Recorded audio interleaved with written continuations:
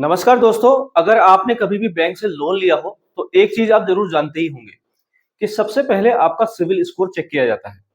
Bank आपके चेहरे को नहीं, आपकी इनकम स्लिप को नहीं, बल्कि आपकी क्रेडिट हिस्ट्री को देखता है। और इसी जगह से शुरू होती है वो बहस जो कई सालों से चलती आ रही है कि क्या एक प्राइवेट कंपनी ये तय करेगी कि किसको लोन मिलेगा और किसे नहीं। भारत में जो संस्था आम बोलचाल में सिविल कहलाती है, उसका पूरा नाम है ट्रांस यूनियन सिविल। ये एक क्रेडिट इंफॉर्मेशन कंपनी है जिसे भारतीय रिजर्व बैंक से लाइसेंस मिला हुआ है। बहुत से लोगों को लगता है कि ये कोई सरकारी संस्था है, लेकिन वास्तव में ये एक निजी कंपनी है जो बैंकों और वित्तीय संस्थानों से डेटा लेकर लोगों का क्रेडिट स्कोर तैयार करती है।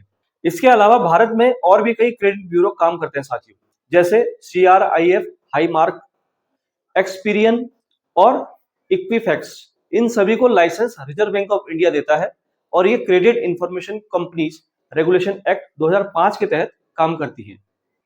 अब असली सवाल यह है कि क्या सरकार सच में एक नया AI आधारित क्रेडिट स्कोरिंग सिस्टम लाने की तैयारी कर रही है। यहाँ हमें थोड़ा सावधान होकर बात समझनी होगी। अभी तक सरकार की तरफ से कोई भी आधिकारिक अधिसूचना जारी नहीं हुई है जिसमें यह साफ कहा गया हो कि पारंपरिक सिविल स्कोर की जगह नया AI स्कोर लागू किया जाएगा। लेकिन पिछले कुछ वर्षों में अल्टरनेटिव क्रेडिट स्कोरिंग और डेटा आधारित लैंडिंग को लेकर गंभीर चर्चा जरूर बढ़ी है। भारत सरकार और नियामक संस्थाएं लंबे समय से फाइनेंशियल इंक्लूजन यानी वित्तीय समावेशन पर जोर दे रही हैं। इसका सबसे बड़ा उदाहरण है नीति आयोग की रिपोर्ट और डिजिटल पब्लिक इंफ्रास्ट्रक्चर को लेकर पहल। इसी कड़ी में रिजर्व बैंक ऑफ इंडिया ने public take platform for frictionless credit जैसे प्रयोग शुरू किए हैं, जिसका उद्देश्य है छोटे व्यापारियों और पहली बार लोन लेने वालों को तेजी से और कम कागजी कार्रवाई में लोन मिल सके। अब बात करते हैं AI की। भारत में डिजिटल पेमेंट सिस्टम बहुत तेजी से बढ़ा है। खासकर national payment corporation of India यानी कि NPCI द्वारा संचालित यूनिफाइड पेमेंट इंटरफेस यानी UPI के कारण आज गांव से लेकर शहर तक लोग बिजली bill, mobile recharge, gas booking और रोजमर्रा के ट्रांजेक्शन डिजिटल तरीके से कर रहे हैं। यही वो डेटा है जिसे अल्टरनेटिव डेटा कहा जाता है। अगर किसी पर्सन ने कभी भी बैंक से अगर लोन नहीं लिया है तो उसका पारंपरिक क्रेडिट स्कोर नहीं बनेगा, लेकिन वो नियमित रूप से बिजली का बिल भरता है, मोबाइल रिचार्ज करता है, बचत खाते में लेन देन करता है, डिजिटल भुगतान करता है, तो ये क्या उसके वित्तीय अनुशासन की कहानी को नहीं बताता। इसी विचार पर आधारित है AI बेस्ड क्रेडिट असेसमेंट का कॉन्सेप्ट। AI बड़े पैमाने पर डेटा को पढ़कर पैटर्न पहचान सकता है। उदाहरण के लिए, अगर कोई पर्सन हर महीने समय पर बिल भरता है, उसके खाते में नियमित छोटी छोटी बचत आती है, वो उधारी कम लेता है, डिजिटल भुगतान का व्यवहार उसका स्थिर है, तो AI ये अनुमान लगा सकता है कि ये व्यक्ति संभावित रूप से जिम्मेदार उधारकर्ता या लोन लेने वाला पर्सन हो सकता है। अब यहाँ एक जरूरी तथ्य समझना होगा साथियों। दुनिया के कई देशों में फिनटेक कंपनियां पहले से ही अल्टरनेटिव क्रेडिट स्कोरिंग मॉडल पर काम कर रही है। भारत में भी कई डिजिटल लेंडिंग प्लेटफॉर्म AI आधारित जोखिम मूल्यांकन का प्रयोग करते हैं, लेकिन ये पारंपरिक सिविल स्कोर को पूरी तरह से खत्म नहीं करते, बल्कि उनके साथ अतिरिक्त डेटा जोड़ते हैं। सरकार की विभिन्न योजनाओं को देखें तो फाइनेंशियल इंक्लूजन एक बड़ा लक्ष्य है। जैसे प्रधानमंत्री मुद्रा योजना के तहत बिना गारंटी छोटे लोन दिए जाते हैं। स्टैंड अप इंडिया स्कीम महिलाओं और अनुसूचित जाति जनजाति उद्यमों को बढ़ावा देती है। PM विश्वकर्मा योजना कारीगरों और शिल्पकारों को औपचारिक वित्तीय प्रणाली से जोड़ने की कोशिश करती है। इन योजनाओं में अक्सर समस्या ये आती है कि जिन लोगों के पास औपचारिक क्रेडिट हिस्ट्री नहीं होती है, उनके लिए जोखिम का आकलन कठिन हो जाता है।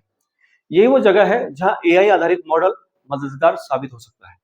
अब आइए उस गांव की महिला का एग्जाम्पल लेते हैं जो सिलाई का काम करती है।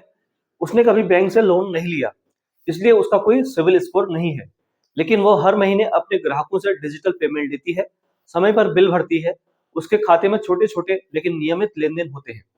अगर इनका डेटा सुरक्षित और कानूनी तरीके से विश्लेषित किया जाए तो ये उनकी क्रेडिट वर्थनेस का संकेत दे सकता है। लेकिन यहाँ सबसे बड़ा सवाल है डेटा प्राइवेसी। भारत में अब digital personal data protection act 2023 लागू हो चुका है। इस कानून का उद्देश्य है कि किसी भी व्यक्ति का निजी डेटा उसकी सहमति के बिना इस्तेमाल ना हो। अगर AI आधारित स्कोरिंग मॉडल बनता है तो इसे कानून के तहत काम करना होगा। दूसरी चिंता है एल्गोरिदम बायस। अगर AI मॉडल सही तरीके से डिजाइन नहीं किया गया तो वो किसी वर्ग, क्षेत्र, आय समूह के साथ अनजाने में भेदभाव कर सकता है। इसलिए पारदर्शिता और ऑडिट बहुत जरूरी होंगे। आप जानते हैं दोस्तों, सच्चाई आखिर क्या है? अभी तक कोई भी आधिकारिक नीति सामने नहीं आई है जिसमें कहा गया हो कि पारंपरिक सिविल स्कोर खत्म किया जाएगा, बल्कि ज्यादा संभावना ये है कि भविष्य में हाइब्रिड मॉडल आएगा, जहां पारंपरिक हिस्ट्री के साथ साथ अल्टरनेटिव डेटा हिस्ट्री को भी जोड़ा जाएगा। तो क्या हालात बदलने वाले हैं? धीरे धीरे हाँ। भारत की डिजिटल अर्थव्यवस्था जितनी तेजी से बढ़ रही है, उतनी ही तेजी से डेटा आधारित लैंडिंग मॉडल विकसित होंगे। इससे उन लोगों को फायदा मिल सकता है जो अब तक बैंकिंग सिस्टम से बाहर थे। फर्स्ट टाइम बोरोवर्स, ग्रामीण उद्यमी, महिलाएं और छोटे दुकानदार। लेकिन हमें यहाँ संतुलन बनाकर चलना होगा। एक तरफ वित्तीय समावेश, दूसरी तरफ डेटा की सुरक्षा और ट्रांसपेरेंसी। अगर ये एआई आधारित फ्रेमवर्क मजबूत कानूनी ढांचे, पारदर्शी नियमों और सख्त डेटाबेस के साथ लागू होता है, तो ये भारत के क्रेडिट इकोसिस्टम में बड़ा बदलाव ला सकता है। आने वाले समय में जैसे ही इस विषय पर कोई ठोस सरकारी दस्तावेज, अधिसूचना या पायलट प्रोजेक्ट सामने आएगा, उसकी जानकारी भी आप तक जरूर पहुंचाई जाएगी साथियों। अब हम आपसे पूछना चाहते हैं कि क्या आपको लगता है बिजली बिल, मोबाइल रिचार्ज और यूपीआई ट्रांजैक्शन के आधार पर लोन मिलना चाहिए या फिर पारंपरिक सिविल स्कोर ही बेहतर ऑप्शन है?